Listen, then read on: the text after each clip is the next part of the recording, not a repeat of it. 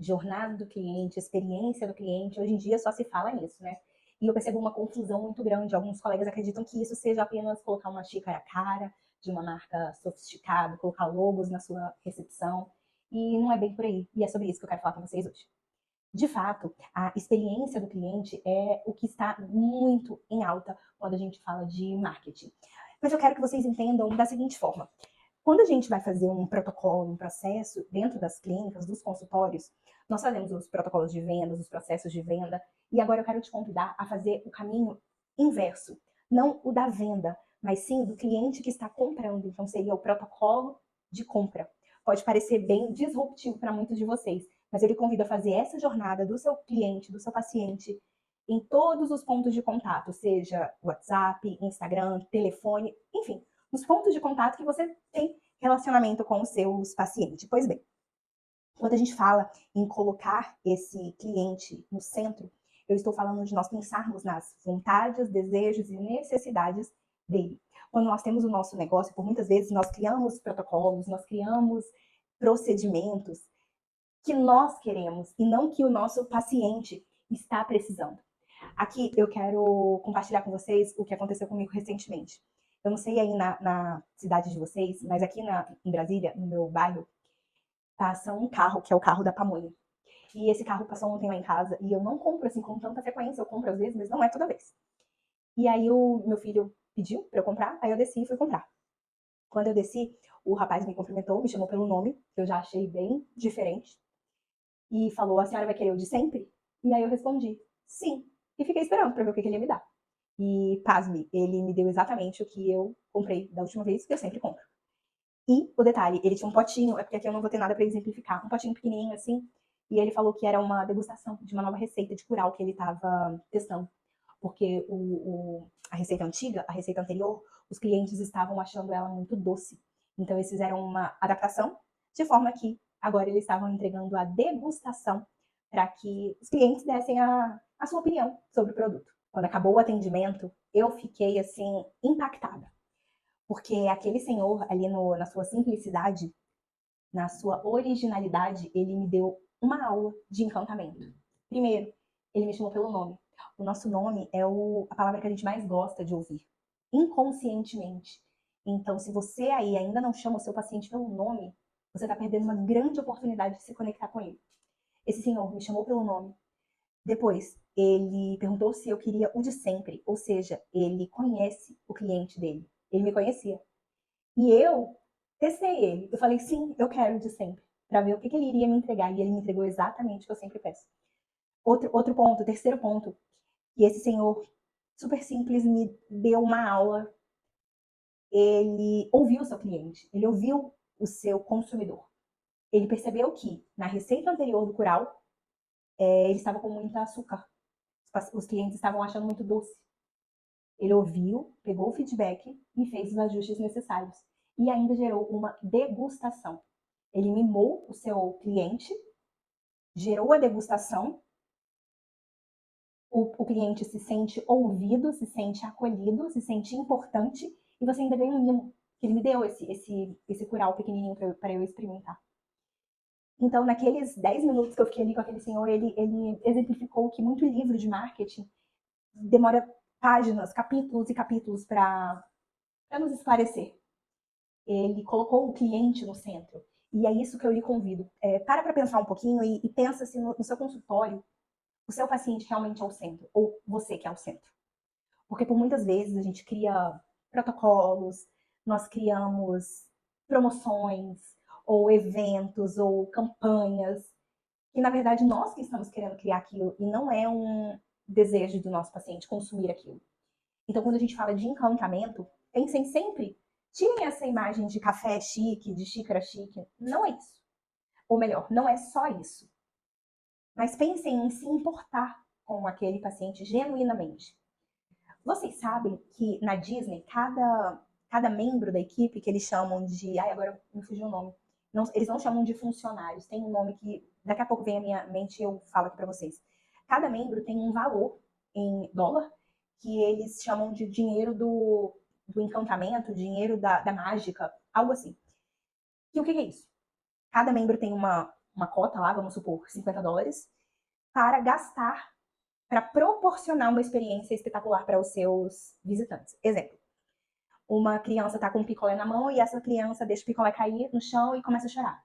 Um membro da Disney que esteja passando naquele momento verificou aquela situação, ele tem dinheiro e liberdade para ele ir lá na sorveteria, comprar outro picolé e entregar o picolé do Mickey para aquela criança. Porque eles estão atentos em todos os pontos de contato, em não causar nenhum ruído, em todos os pontos de contato ser uma magia, ser um encantamento. Claro que a Disney, o negócio deles é esse, é o encantamento. Eu não estou falando para você virar a Disney no seu consultório, mas o que minimamente você poderia fazer de forma que você geraria um conforto, uma comodidade maior para o seu cliente. Vou dar para o seu paciente, vou dar aqui alguns exemplos que já aconteceu aqui no consultório. Nós também destinamos, inspirada na Disney, eu destino uma verba que as minhas funcionárias têm para fazer algum agrado, caso seja necessário. Mas, Carla, que agrado pode ser esse que aconteça no seu consultório? Por exemplo, a paciente vem para ser atendida e ela não almoçou. Ela veio e estava na correria, veio na hora do almoço, vamos inventar aqui uma situação hipotética. E aí, o que as meninas costumam fazer? Perguntam para ela, você quer comer alguma coisa e tal? Geralmente a pessoa fala que não, que tá na correria, elas não querem muito. Mas aí ela vai ali embaixo, compra alguma coisa para essa paciente comer, na hora que ela sai, a gente entrega.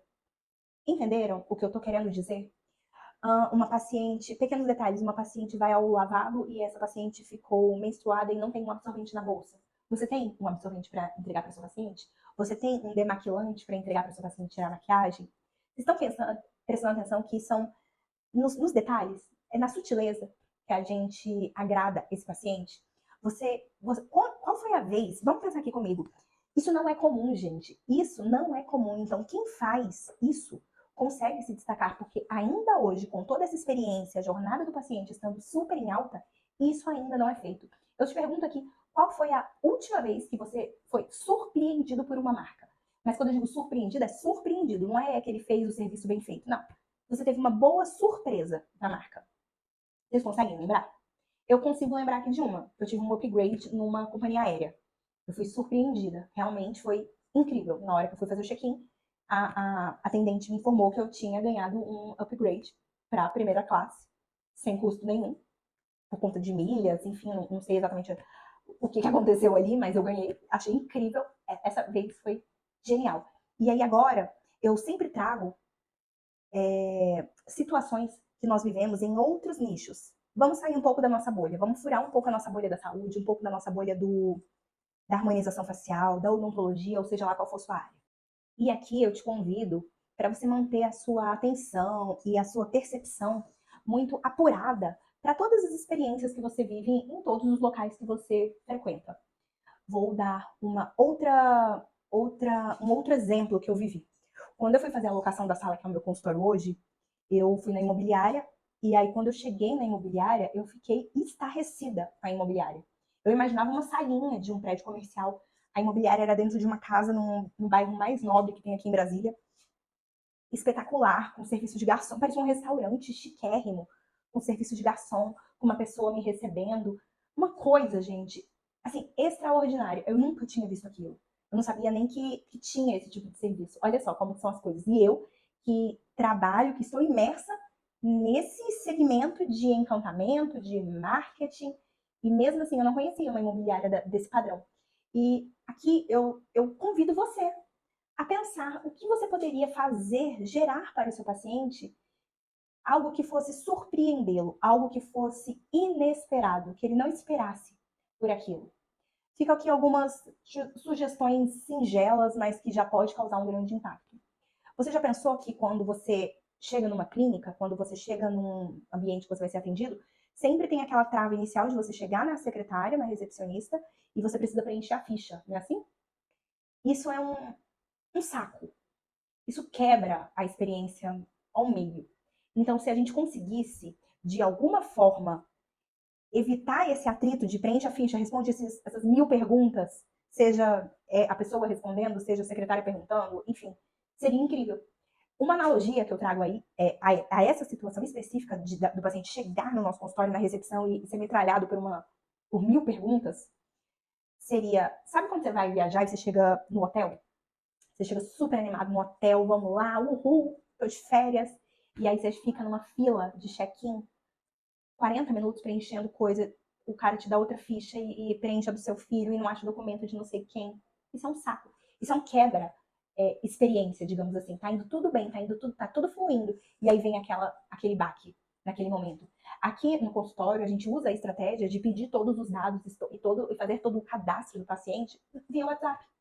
Então, quando ele chega aqui no consultório, a gente já tem todos os dados dele, nós já temos a anamnese completa, não, mas uma pré-anamnese já está pronta. O restante da anamnese eu faço com ele de forma bem fluida, de forma bem natural, sem parecer que ele está respondendo um questionário, uma prova.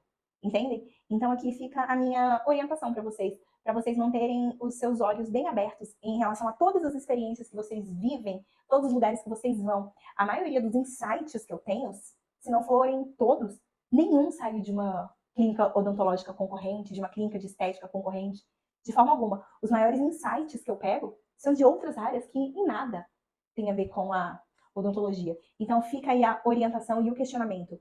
Você tem colocado o seu paciente no centro